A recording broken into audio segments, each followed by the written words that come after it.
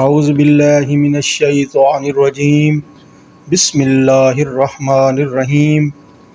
لاکھوں کروڑوں درود و سلام حضور پاک صلی اللہ علیہ وسلم پر اور ان کی آل پر، خوشیاں دیں، خوش رہیں۔ السلام علیکم، امید ہے آپ خیریت سے ہوں گے، میں بھی خیریت سے ہوں۔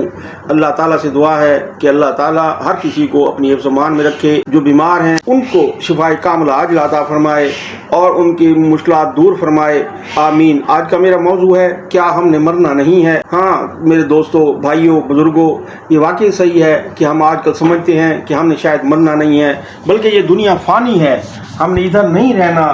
آخرت کی جو زندگی ہے وہ مستقل ہے اور ادھر ہی رہنا ہے۔ یہ 4 دنوں کی زندگی ہے، ہم نے جو دن گوا دیے تو پھر یہ واپس نہیں آئیں گے۔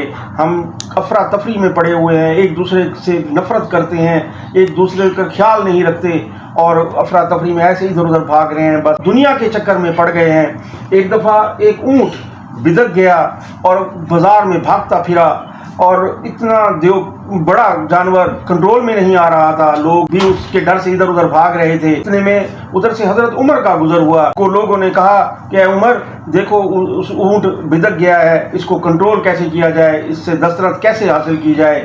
تو آپ گئے اور اس کے نکیل میں ہاتھ ڈال دیا اور نیچے کر کے اس کے کان میں کچھ کہا تو وہ اونٹ ادھر کا ادھر بیٹھ گیا۔ اور حضور پاک صلی اللہ علیہ وسلم نے حضرت عمر کے بارے میں فرمایا ہے کہ حضرت عمر کے سائے سے شیطان بھی ڈرتا ہے۔ حضرت عمر بہت بہادر آدمی تھے، بہت دہشت رکھتے تھے اور لیکن اتنے ہی نرم دل بھی تھے، اور واپس چلے گئے، اونٹ ادھر کا بیٹھا رہا۔ لوگ بڑے حیران ہوئے کہ کیا عمر نے ان کے کان میں کہا ہے۔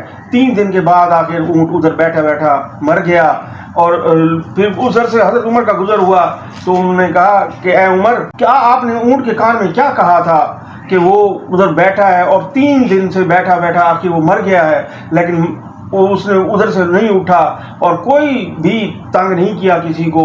تو حضرت عمر نے کہا میں نے اس کے کان میں کچھ بھی نہیں کہا، صرف اتنا کہا کل کو کیا تم نے مرنا نہیں ہے، آج اتنا نقصان پہنچا رہے ہو۔ تو وہ میری بات سن کے بیٹھ گیا اور تو میں نے اسے کچھ نہیں کہا۔